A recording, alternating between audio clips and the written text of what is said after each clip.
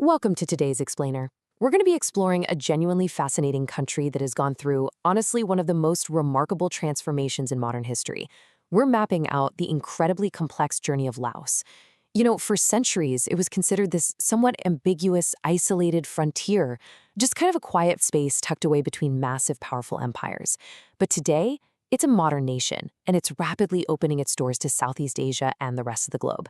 It's a story of absolute resilience, and it's just incredibly compelling. So let's get right into it. Okay, let's dive into this. To truly understand Laos, you first really have to grasp its scale. Picture a country that's roughly the size of Great Britain, but it has a pretty modest population of just over 5.8 million people. When you consider that those 5.8 million are spread out across this incredibly rugged, mountainous landscape, well, it really starts to make sense why Laos is one of the least densely populated countries in all of Asia. And it's exactly this unique geography that naturally helped preserve what a lot of people describe as one of the region's most unspoilt environments. So, here is our cognitive roadmap for today. We'll be enthusiastically exploring 5 distinct historical eras to help us understand modern Laos.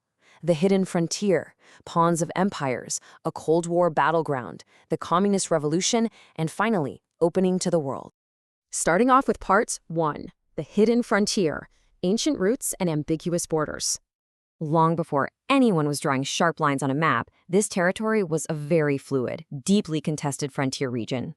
Because of its naturally rugged mountainous geography and, the political isolation that naturally came with that, Laos was largely shielded from the intense, rapid industrialization that completely transformed its neighboring countries like Thailand and Vietnam. So while those nations were busy becoming densely populated manufacturing hubs, Laos kind of retained this much quieter, more traditional agricultural character. And that's exactly how it earned the moniker of being the last great, unspoiled place in the region. Now, what's really interesting about this is how the early state actually formed.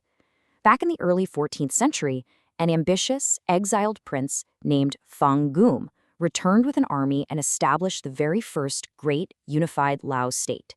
He called it the Kingdom of Lan Sang, which translates, rather beautifully, I think, to the land of a million elephants. And that wasn't just some poetic name, by the way. At the time, the dense teak forests there literally teemed with vast herds of wild Asian elephants. But Thongum didn't just conquer the surrounding territories.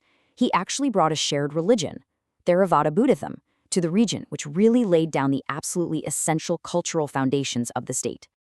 To cement this brand new spiritual and national identity, Thongum received a secret gold Buddha statue. It was known as the Phrabang, and it was a gift from the neighboring Sukhothai kingdom. This sacred object, it basically became the absolute bedrock of Lao cultural identity.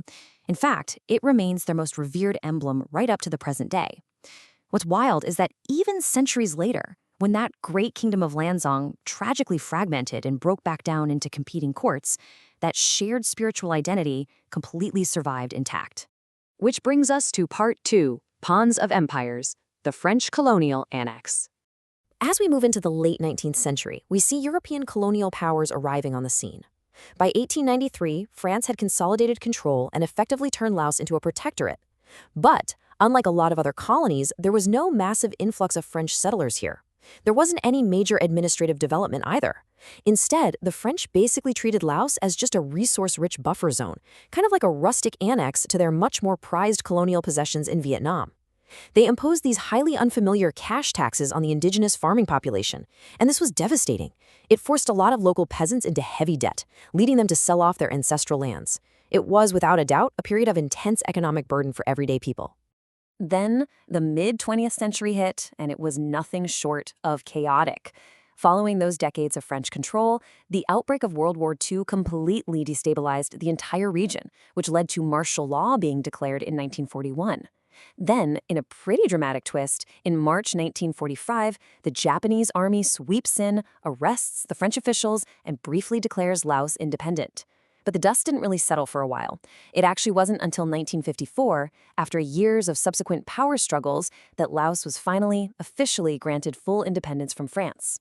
Moving right along to Part 3, a Cold War battleground, the devastating Civil War. Sadly, independence did not bring peace. Instead, a newly free Laos was almost immediately torn apart by a proxy civil war. And this brilliantly illustrates the deeply polarized nature of the conflict.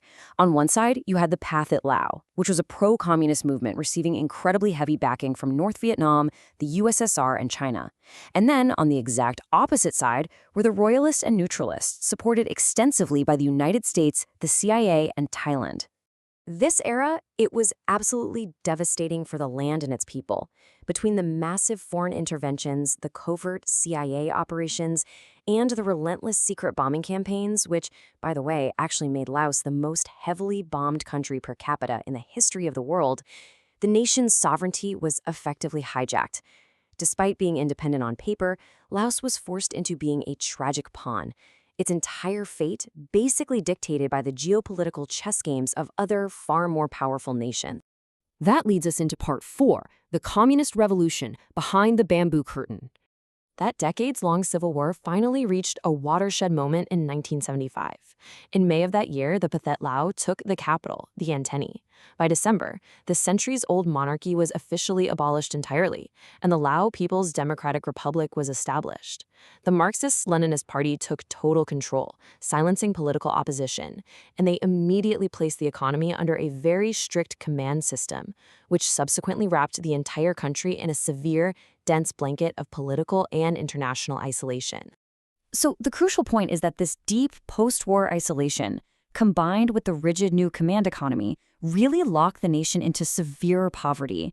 I mean, an overwhelming 81% of the population was forced to rely almost entirely on rudimentary subsistence rice farming just to survive. The nation's broader development effectively stalled out completely as it closed its doors to global trade. Yet, incredibly, this soul of the culture somehow survived. Even amidst all those severe political upheavals and austere economic policies, ancient traditions endured. The Baun the Lang Festival in Vientiane is a perfect example of this. It's this lavish, gorgeous yearly event honoring a sacred stupa, and it seamlessly weaves together ancient Buddhist and animist heritage. It really proves that the deep-rooted cultural identity of the Lao people couldn't just be legislated away. Finally, we arrive at part 5, opening to the world a cautious economic awakening. Eventually, the immense, crushing pressure of economic stagnation forced a change in strategy. In the 1990s, Laos cautiously began lifting that bamboo curtain. Let's move to this and see how this builds, because it's a rapid transformation. In 1994, the Foreign Investment Law actually legalized and encouraged private sector investment. A year later, in 1995, the ancient royal city of Luang Prabang earned UNESCO World Heritage status, which really put Laos on the global tourism map. And then, in 1997, joining ASEAN officially integrated the nation right back into the Southeast Asian political and economic community. So in just a few short years, it pivoted from an isolated socialist state to a fully participating market economy. Now, with this opening naturally came a massive influx of international tourists, all drawn to that unspoiled charm we talked about earlier. But the government recognized a major risk here. They implemented a strategy to deliberately avoid the destructive mass tourism they'd seen in neighboring countries. Their goal instead is to promote high-value ecotourism, generating vital wealth for the country, sure, but while fiercely protecting the natural environment and those World Heritage resources that make the country so uniquely captivating in the first place. Which leaves us with this final, genuinely crucial question.